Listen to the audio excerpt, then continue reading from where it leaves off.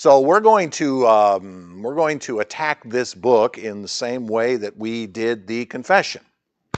We're going to open it up. I'm going to read it and comment on it.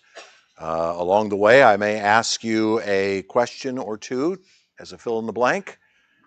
So be ready to answer a few questions as we go. And hopefully, as I said in my prayer, this will be an edifying experience as we move our way through it. So if you would open our booklet, this version, Pilgrim's Progress, to page 4, and we'll begin with the opening, which is entitled, at the beginning of this, Christian's Pilgrimage. As I walked through the wilderness of this world, I lighted on a certain place, or I landed is another way of saying that. I landed on a certain place where was a den, or a comfortable room, a place to lie down, sort of thing, right? And I laid me down in that place to sleep. And as I slept, I dreamed a dream. I'm going to stop there and have you observe something right at the beginning. You are holding in your hand a book written by a man 400 years ago who is writing a story about a man who finds a den to take a nap, and then he recounts a dream about a man that takes a journey. 4 levels deep. You, the writer, the man, the guy in the dream. See it? Now, it could be that Bunyan is talking about himself when he writes, as I walk through the wilderness of this world. He could certainly be writing about himself. So that would make 3, right? It would be us, the author, and the person in the dream. But even from a literary perspective, right, even if you're writing about yourself, you're detached from what you're writing, right? Because it's not likely that Bunyan actually experienced this himself. He said, I went to a place where there was a den and I lied down. It's not likely it was him, right? He's writing a story. So he invents a fictional character who is on a journey, who then lies down and has a dream about another person, okay? So it could be 3, could be 4. But notice how interesting that is. And I would also point out to you that as you come into this story, because it is fictional, you have to suspend some disbelief. You're familiar with that phrase? To suspend disbelief? How many of you are familiar with suspend disbelief? Do you know what that means? Okay. To suspend disbelief is to observe something knowing that it is fictional, and yet you suspend your disbelief. You stop disbelieving it. Okay, you start believing it. Okay, so you watch a movie, right? So you're in the movie and you're watching the movie, and if it's a good movie, it's engaging you, and you're all of a sudden you find yourself being where? Inside. You've kind of forgotten about things outside, right? Those young moms watching a movie, and all of a sudden the kids are all over them, and they're like, "Get out of my! I'm trying to watch the movie," right? Okay. You are suspending disbelief. You're entering into the world of the characters, even though the characters don't exist. And you know that, right? You know that. And of course, now that we live in this era of CGI, you can, the worlds that you're seeing look pretty real. And you're led to believe that they're real, even though they're completely false. They're completely fictional, and you know that. So what we are going to have to do, even as we enter into this book, is we're going to have to suspend disbelief. We're going to have to recognize that this is a story which is utterly fictional, and it's a fictional metaphor, allegory, that takes a journey, and we know that it's highly unlikely that someone is going to encounter the characters that you see along the way here. Now, in this particular case, however, I would qualify that with one caveat, and that is that the characters that will appear in the story have parallels to realities in life.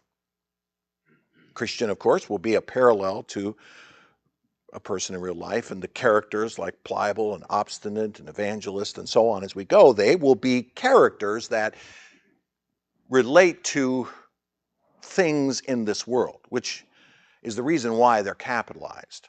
Notice the names are capitalized because it's put in such a way as to get you to think, okay, this is not just a person known as evangelist, this is a concept of an evangelist, someone who proclaims the gospel, for example. So pliable is the name of a person, but that's his character as well. Obstinate is a character, but he's a character in the story, but that's his nature. He's stubborn, okay? And we'll see that, all right?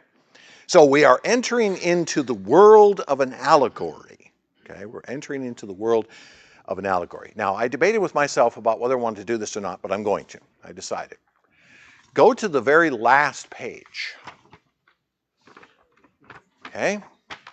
Go to the very last page, inside the back cover, and I'm not going to give away the story, but I do want to read the conclusion to you, okay? Because I think it's appropriate to read the conclusion here as we enter in, because you will notice as we read this that Bunyan is challenging us about our understanding of this work, okay? So now he writes it as prose, he writes it as poetry, so you could read it as poetry, but I'm going to read it as prose, okay? So I'm going to read it as just though it's not poetry. Now, reader, I have told my dream to thee. Now, he seems to say it's his dream, but he's the writer of the story, so. See if thou can interpret it to me, or to thyself, or neighbor. In other words, he's saying, as you enter into this work, it will need to be interpreted. It will need to be figured out. Okay? The story has meaning. That's why we call it an allegory. It has meaning. All the elements of it will have some sort of meaning to us. So you need to interpret it. And he's challenging us to interpret it. Read it and interpret it. You know, if you read the story just to a child, you read the story, it's an interesting story, the child walks away, because that was entertaining. But for us as adults, we're being challenged to read this to say, what is Bunyan saying about what it means to live the Christian life? And so we must interpret it. But take heed of misinterpreting. For that, instead of doing good, will but thyself abuse. In other words, for that, instead of doing good, will disabuse you or turn you away from what the real meaning of the story is about. In other words, be careful how you interpret it so that you get the right meaning out of it. Be wise as you read it in order to discover what it is that Bunyan is trying to say. By misinterpreting, evil ensues. So be careful that you don't take this story and twist it into something that Bunyan didn't intend to say, or misinterpret it and apply it wrongly, because evil ensues, meaning you're not going to get the benefit of this. You're going to get a wrong you're going to get a wrong interpretation, a wrong conclusion, which could cause you to live your life somehow wrongly if you get this wrong. Now, there's a good reason for such a warning, right? A good reason for the warning is this: you have a man writing something and he knows that it's not inspired. It's not scripture, right? It may have good qualities to it, and it may certainly be something that is consistent with scripture, but it's not scripture. It's kind of like the confession, right? We read the confession, we read it as truth statements, but we don't say, well, the Holy Spirit caused these men to write like this. That's not how this works. So it's possible to take such a work and misuse it, misinterpret it. So you see, this is why I want to put this at the beginning. Okay, I'm taking his warning from the back and put it at the beginning so that even as we enter into the story, we begin to think wisely about what it is that Bunyan is trying to say. Take heed also that thou not be extreme in playing with the outside of my dream. Okay, in other words, don't read more into it than what he intended. Don't play with the outside of it by making it far more than what he intended. In other words, don't add to it in the sense of, well, Bunyan is saying this, but we could also say this about it, okay? Be careful with going too far with the interpretation of it. Nor let my figure or similitude, my allegory, my metaphor, that's what he means by similitude, put thee into a laughter or into a feud. Okay? In other words, don't brush it off as foolishness, laughter, but also be careful that you don't get dogmatic in attempting to interpret it. Okay? It's just a story. It's an allegory. Bunyan's trying to make a point. But there's no reason to get into fisticuffs with one another over what the right interpretation is. All right? Even as I said last week, it's possible to take this and interpret it in different ways or apply it slightly different depending on your own personal circumstances. Okay? So what he's warning about is don't use this as some sort of reason to split fellowship with somebody else because, well, they just don't interpret Pilgrim's Progress right. He's saying don't do that. Leave this for boys and fools. Okay? Leave that for children to argue over and fools to argue over, which means don't be childish, don't be foolish, right? But as for thee, do thou the substance of my matter see? Okay, notice the question. Do you see what I'm trying to tell you? As you read it, are you getting the point? Do you see what the point is? So that's going to be a huge central challenge for us as we read this. What is the primary point that Bunyan is trying to express through the work itself? What's the thread that runs through the center of this book? We're going to hunt for that. We got to find that. What is the central message from which all of the other parts branch out? Okay? So we have to keep our eyes open and look for that. And he's asking that question. Even at the end, he's saying, okay, now that you've read it, do you see the substance of what I wrote about? Do you get what I'm trying to say to you? Put by the curtains, look within the veil. Put by the curtains means peek behind the veil, peek behind the curtains, separate them, take a look, right? Open your eyes to see what's there. Look within my veil, turn up my metaphors, meaning examine the metaphors, turn them up like, picking up a rock, turn it over, see what's underneath, right? And do not fail there. If thou seekest them, such things to find as will be helpful to an honest mind. In other words, as we go into this with an honest mind. What is it that Bunyan's trying to tell us? What do these metaphors teach us? And what's the central message that we should be taking away? Bunyan wrote this to be a work to apply his understanding of the Christian faith. Okay? That's what he's doing. So we would do well to listen to what he's trying to say and interpret it appropriately and apply it appropriately. And not to fight over individual interpretations of it. Now, it'll be just fine for us to disagree over various kinds of interpretations along the way. That's going to be fine. We will find ourselves at times maybe disagreeing over what Bunyan is trying to say. But you know what? That's okay. As long as we're willing to admit, there might be two possibilities here, and that's okay. All right?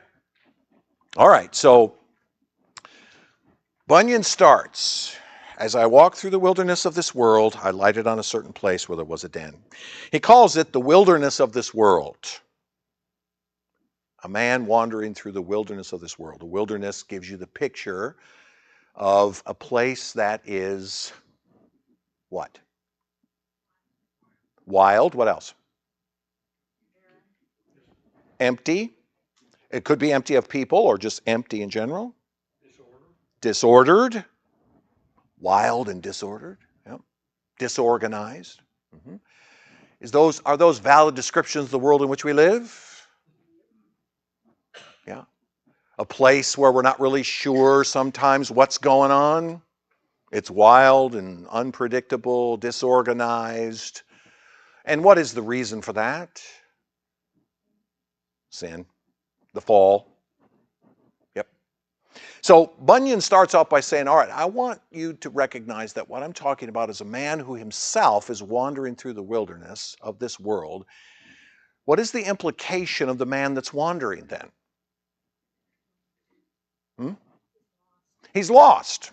Exactly. He's looking for something. So he has a dream. And what do you think the dream is going to tell him?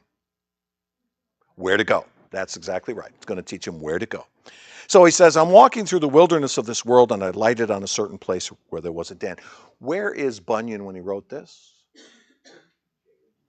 He's in a prison. Yep. How long will he be there when he started this work? 12 years. Correct. He'll be there for 12 years. There will be a second imprisonment that he will be in for a second arrest that he will have. So, is there a connection between him talking about a place where there's a den where he laid down to sleep and his imprisonment? What kind of connection would you make? Would you picture a prison cell as a den where you lay down to sleep? A prisoner would. But what's one of the implications of this den word? Cozy, comfortable, a place where I could lie down and find some, I'm sorry? A known, yeah. Alone, I'm sorry, alone, yes. Alone, yep. Sorry. I'm a little deaf in this ear. Uh-huh. You would think people with hearing aids would talk louder. What? It's probably Bunyan being a bit ironical. Here I am sitting in a prison cell, not a very comfortable place by any stretch of the imagination, but I'm writing about a man who finds a place of comfort to lie down and dream a dream about his greatest question. Where am I going? What am I trying to find? Looking for a path, right? So there's a bit of an irony even in the opening lines of this. So he lies down in that place to sleep, and as I slept, I dreamed a dream. I dreamed, and behold, I saw a man, clothed with rags, standing in a certain place, with his face from his own house, a book in his hand, and a great burden on his back. All right, so he sees a man. Tell me some things about the man that you discover. He's wearing rags. What else? What else do you discover about him? Okay. A certain place is probably a reference just to the idea that he's standing somewhere known. Okay. What else? He's walking away, or his face is turned from his own house, okay, which implies he's looking where? He's looking outward. Okay, a man's house is the place of his security and comfort, a place where he lives, right? When you're looking away from your house, you're looking out into the rest of the world and away from your comfort zone. Okay, what else do you learn about him? Sorry? He has a book in his hand. Mm-hmm. He's carrying a book. And he has a great burden on his back. All right. Would it be a fair statement to say that it's likely that the accoutrements that I just mentioned all are symbolic of something? Okay, so let's see if we can figure out what they are. What would the man clothed with rags symbolize? Could be that he was poor, not likely though in this scenario. He's poor, but poor of spirit. Could very well be the poor of spirit rather than just poor of things. I think I would interpret it that way, Carol, simply because the whole story is going to revolve around a spiritual journey, not around a material one. Okay? So he's wearing rags to indicate that he is spiritually poor. What else might we learn from the rags? What else about him comes to mind? Self-righteous. We'll come to that in a minute. Excellent observation. I think of rags when we enter into the kingdom, we are given white robes. Okay. Otherwise, that'll be at the end. But what do the rags, so the rags represent, what'd you say? self-righteousness, or just more specifically, our sinfulness. Our sinfulness. Probably what the rags most likely symbolize. And he's standing in a certain place. What place is he standing? If he's ragged with robes of sin, where is he standing? He's standing in a certain place. What's the certain place? Well, right, and metaphorically, John. No, not necessarily. He's standing in a world that is filled with sin. He's standing in a certain place. So he's standing in a place where that would be normal. And he's looking away from his house. So where is he? If he's looking away from his house, as I described a minute ago, what's he doing? Well, no, he will in a minute, but he's looking. Yeah, yeah. All of a sudden, he's discovered something. So now it's like, what am I seeing? Looking away from his home. Yes, he's going to go on a journey. That's obvious, but we'll get there. And he has a book in his hand. Any idea what the book is? I would think so. Those of you who said Bible, raise your hand, right? All right. My question is where to get the book. Oh, I don't think he tells us the story. He doesn't tell us where. Yep. Don't make any more Wouldn't he say at the end, don't add to my metaphor? Was it the King James? Was it the King James version? And the answer to that question would be Yes. highly unlikely. Possibly, but highly unlikely. It was the Gideon Bible. Yeah. It was. He got it right next to the Mormon book, right next to it. Yes. So he's got a Bible in his hand, and he has a great burden on his back. What's the great burden on his back? Well, ultimately, but more specifically, he's going to bear this burden all the way to the end of the story. What is this burden? Not exactly. I mean, I see where you're going with that, though. Is he realizing how inadequate he is? Is he wearing rags, like filthy rags? I don't think so. I think that's overthinking this. This is actually a pretty simple answer. His burden is his. He needs to make a decision whether if it's his going to follow his sin or maybe follow.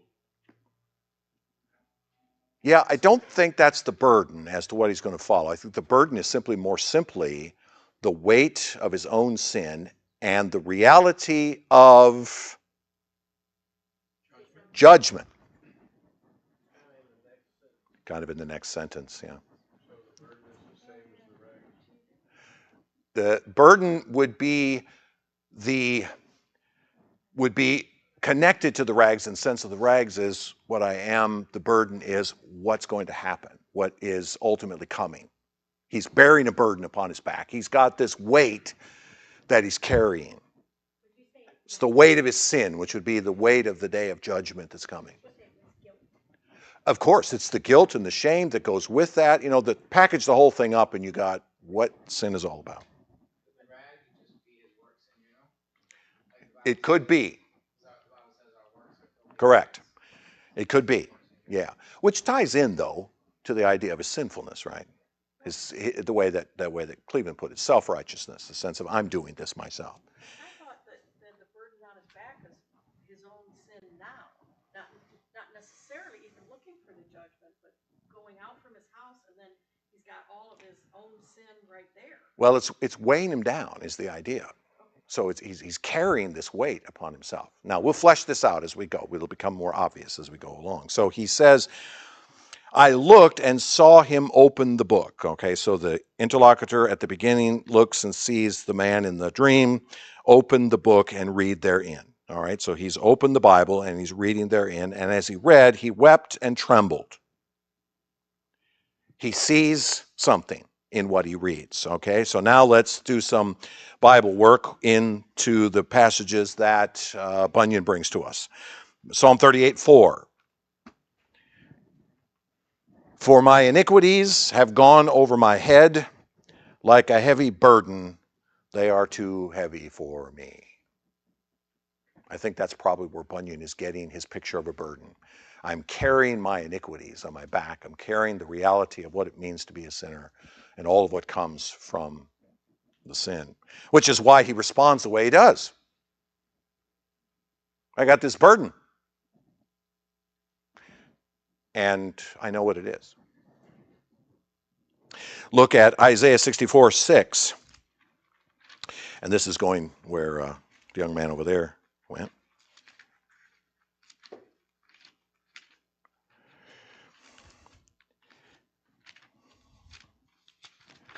Isaiah 64:6, we have all become like one who's unclean, and all of our righteous deeds are like a polluted garment, or the King James rendering is like filthy rags before God. We are all fade like a leaf, and our iniquities like the wind take us away. He knows what he has upon himself, the rags representing his own self-righteousness, which is just part of the burden of his sinfulness. Luke chapter 14.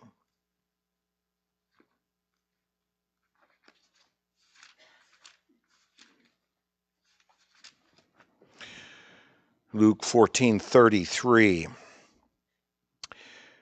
So therefore, any one of you who does not renounce all that he has cannot be my disciple. He cannot renounce what? What can he not renounce? What can he get rid of? I'm sorry? He can't get rid of the rags he's wearing, the self-righteousness, but what else can he get rid of? The burden on his back. It's on his back. He's stuck with it. Hebrews chapter 2.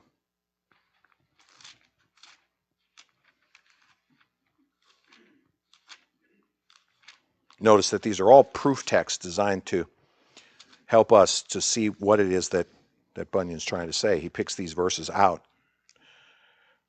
2:2. For since the message declared by angels proved to be reliable, and every transgression or disobedience received a just retribution, how shall we escape if we neglect such a great salvation? How will we escape the burden that we bear upon our backs? And not being able longer to contain, meaning no longer able to contain himself or to hold back from what he's feeling as he reads the words and recognizes what he has, he broke out with a lamentable cry, saying, "What shall I do?" I don't have to read Acts 2:37, right? That's what the response of the crowd was when Peter preached. And what was the response of the crowd? What must we do? Yeah. That's the cry of the human race. Okay? So, here's a man. He has standing outside of his house, looking away even from his own home. He's got a burden on his back. He's wearing rags. He's got a book in his hand that he reads, and it reveals to him some terrible things. What have we discovered about the man? Who is the man?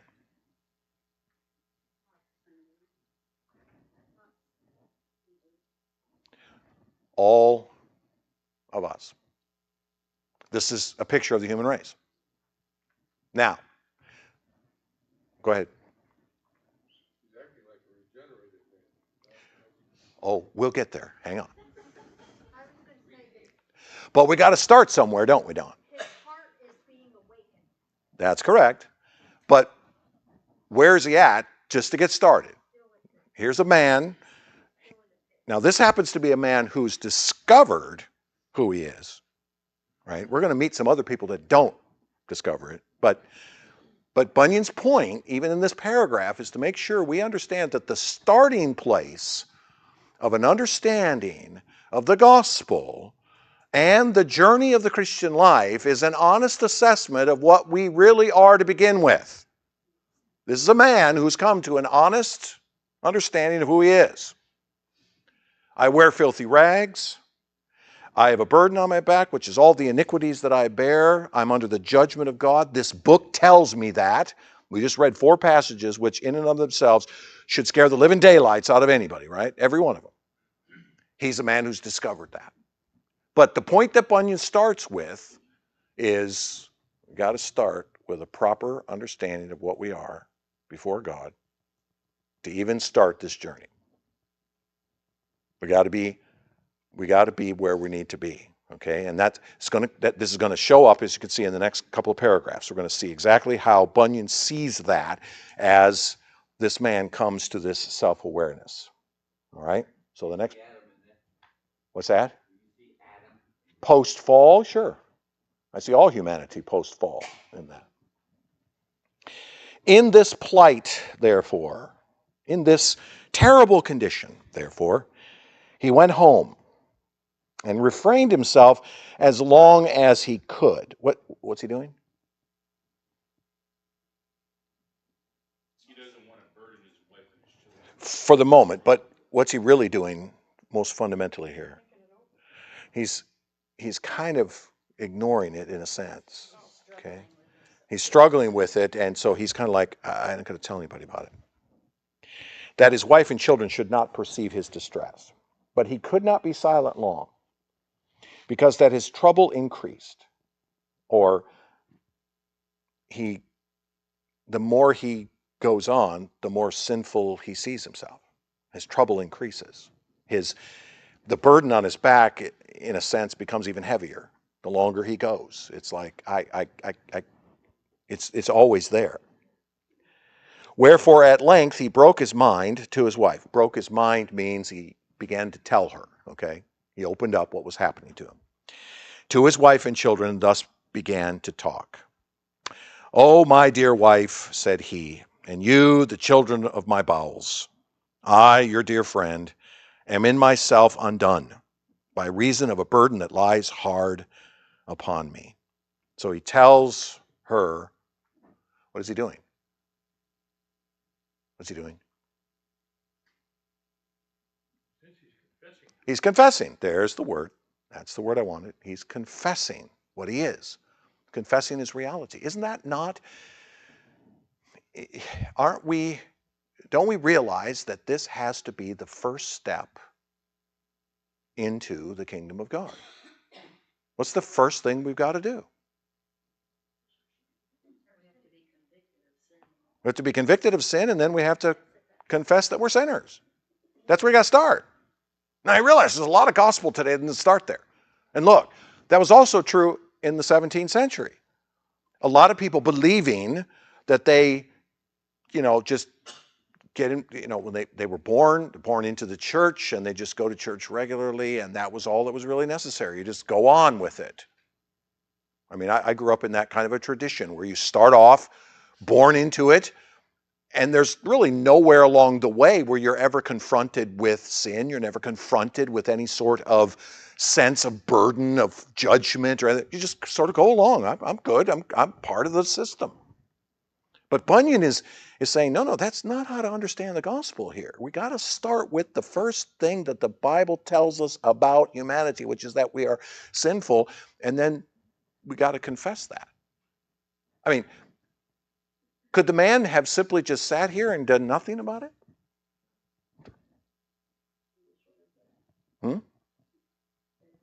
It would have been a much shorter book. That's exactly right.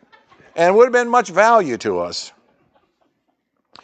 So he confesses, and he confesses to his wife and his children, "I, your dear friend, am in myself undone.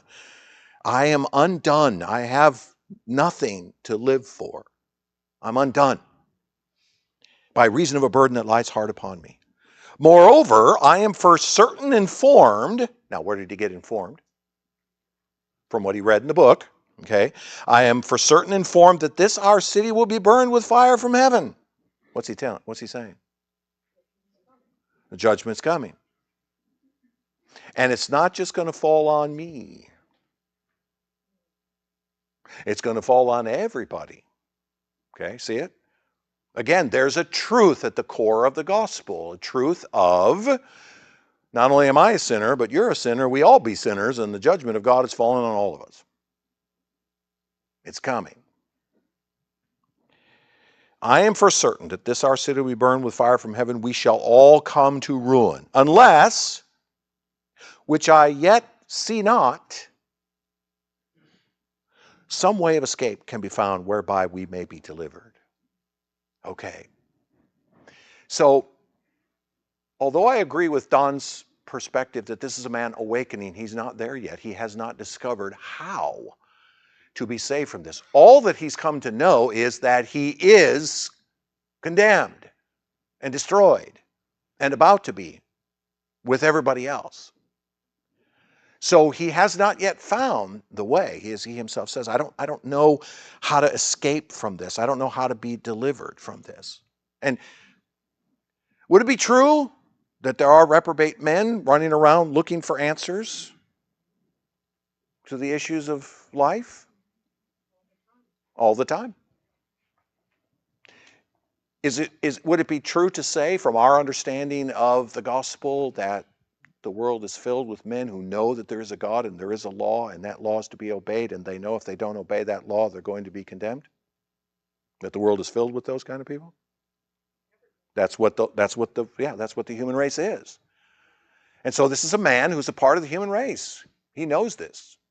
And he's looking for the way of escape. The Bible has told him that he is a sinner and that he deserves to be destroyed. The judgment is coming. He's heard it.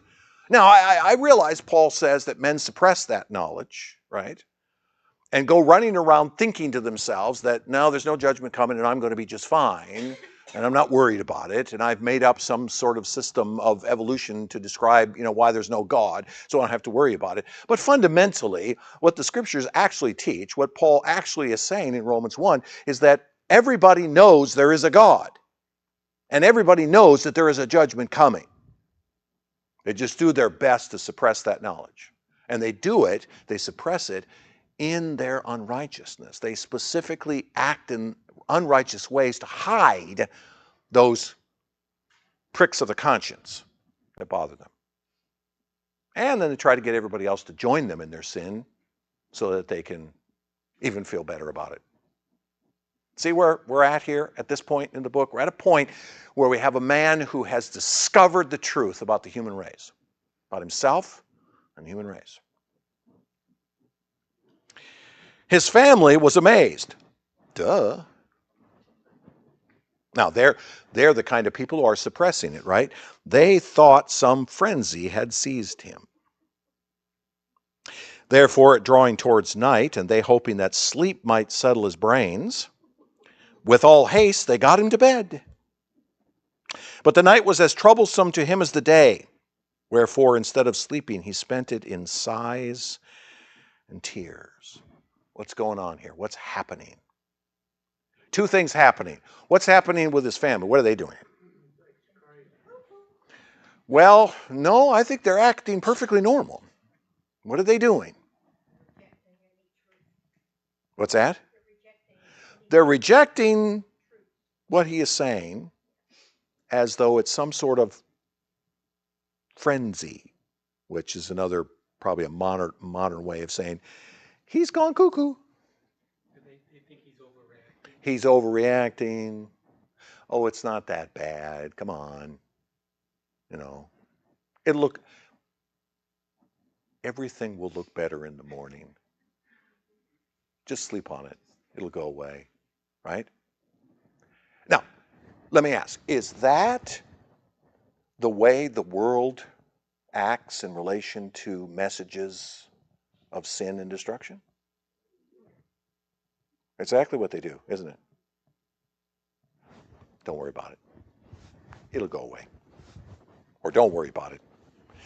Is there any admission on the part of the wife and children that they are also bearing a burden? Now, obviously Bunyan doesn't tell us that they are, right? But could we assert or assume that they're just as burdened as him? They're just not willing to admit it? I think I get that from the fact that he says, my wife and the children of my bowels, right? You come from me. And if I'm bearing this burden, guess what? So are you, because I gave you this burden. just by inheritance, spiritual inheritance, right? They're ignoring him. They're hoping it'll go away. Ever preach? Have you ever had the opportunity to share the gospel with someone and their response is, "Well, let me think about it. I just want to think about it." Same idea. Yeah, it's fine for you, but I'm okay. And of course, for many of us in our evangelism, at that point we sort of back off. But in reality, what's going to happen is the opposite of that. Okay, next paragraph. So when the morning was come, they would know how he did.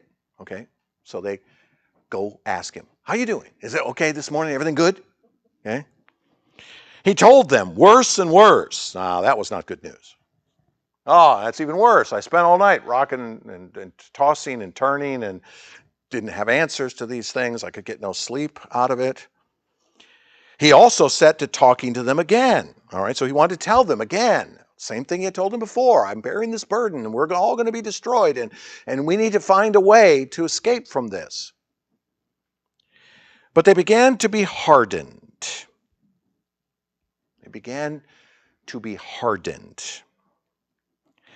They also thought to drive away his distemper by harsh and surly conduct to him. And then Bunyan gives us some examples of this harsh and surly conduct. Sometimes they would deride. What are they doing?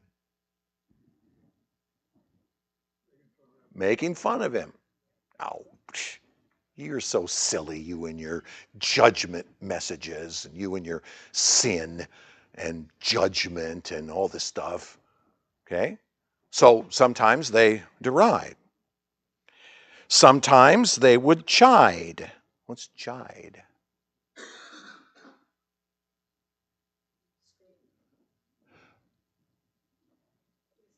Scold. That would be part of it. That's a good word. What? Overreact. He's overreacting. You're overreacting, right? That's the scolding part of you're not. Stop that, okay? But chide could also be used in the sense of nudging him. Are you really sure you believe this? I mean, it seems so preposterous. Why are you saying these things? Okay? And sometimes they would quite neglect him, meaning, I don't want to hear it. Stop talking. I don't want to hear it. Go away. Or I'm going to go away. So sometimes they would deride him or insult him. Sometimes they would chide him, scold him, or nudge him and ask him as to whether he believed it. And sometimes they would quite neglect him. Those might be the three most common responses of the reprobate to the gospel. You're ridiculous. How can you believe such things? Leave me alone. I don't want to hear it. Don't tell me about sin. Don't tell me about judgment. Don't tell me about wrath. Don't tell me. I don't want to hear it. I don't want to hear it. Blah, blah, blah, blah, blah. Or, what are you talking about? Look, we put that foolishness aside long ago, okay? We live in the scientific age now. Stop acting like a, superstitious religious person. It's ridiculous. See, but see what they're doing is what is the wife and children trying to do? Shut him up, or even more, change his mind to get him to think differently. No, it's not. See, their goal is to drive away his distemper. See, they also thought to drive away his distemper. What do they want?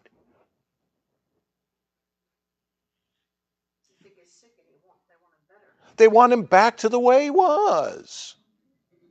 Right? You just have some sickness. It'll pass. It'll go away. Just stop. Stop. Yeah, what? Go back to what you were. You see, they want to drive away this thinking because they don't want to have to deal with what he says in themselves. Right? Obviously. He's right, isn't he? He knows who he is. He's got the rags on, the burden on his back. He's got the book that tells him these things are true, right? So he knows what's true, and they're trying to get him to stop telling them the truth. I don't want to hear it. Of course. Exactly what they're trying to do. Their conscience is bothering them just as badly as his is. But they're suppressing the knowledge in unrighteousness. So Bunyan's painting a picture here, as you can see this, about not only the true condition of the human race, but the response of the human race to that truth. Those two things go hand in hand, don't they? The essence, the beginning, the genesis of the gospel is there is a God who has established a law and all men have broken it. There's judgment coming upon all men. Believe that. But the response to the reprobate is, I don't want to hear it. That hurt. I don't want to do it. I don't want to hear. Don't tell me these things.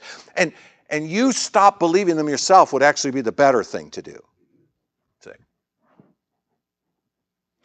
Wherefore he began to retire himself to his chamber to pray for and pity them. What's he doing? Pray for and pity them. What's he doing? What does he want?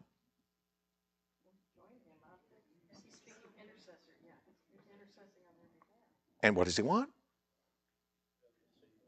He wants them to see his burden and their own. He's praying for them and pitying them.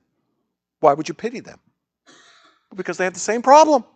They're in the same boat. They just don't know it. I mean, he's already told them, we're living in a city that's going to be destroyed. We need to get out of here. And their response is, I don't want to hear it. Okay, that's foolish. Right? It's like some scientists coming on TV and saying there's a big rock that's coming towards the earth that's going to destroy us, and everybody says, who cares? Just don't tell me that anymore. I actually saw a movie recently that was based on that exact premise. So he went to his chamber to pray for and pity them, and also to console his own misery. What's he doing? What's he looking for? Solace, comfort, an answer to this. He would also walk solitarily in the field, sometimes reading and sometimes praying, and thus for some days so. Why is he walking by himself? Because nobody wants to be with him. His wife and his children are like, I'm sorry? Ultimately, yes, but I think in this context, I think the reason is solitary is that nobody else is listening to him.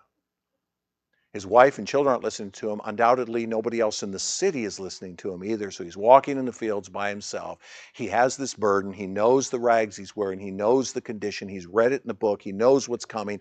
But nobody wants to hear it but him.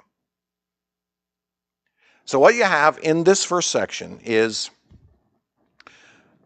the reality of the human condition and the beginnings in a man of his realization of that.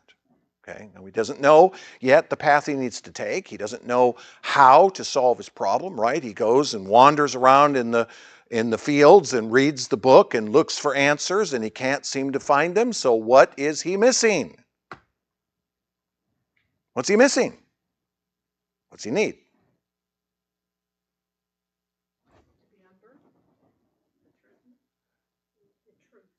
He needs the truth. He needs the good news, but ultimately he needs Christ. He needs a solution. He needs someone to tell him the truth. I think the reason Bunyan makes him solitary is because he is, in a sense, all alone in this until someone comes, a person comes to help him. And what we will see in the next section then is an individual who will come. now and meet with this man with this burden and help him to go where he needs to go. Okay?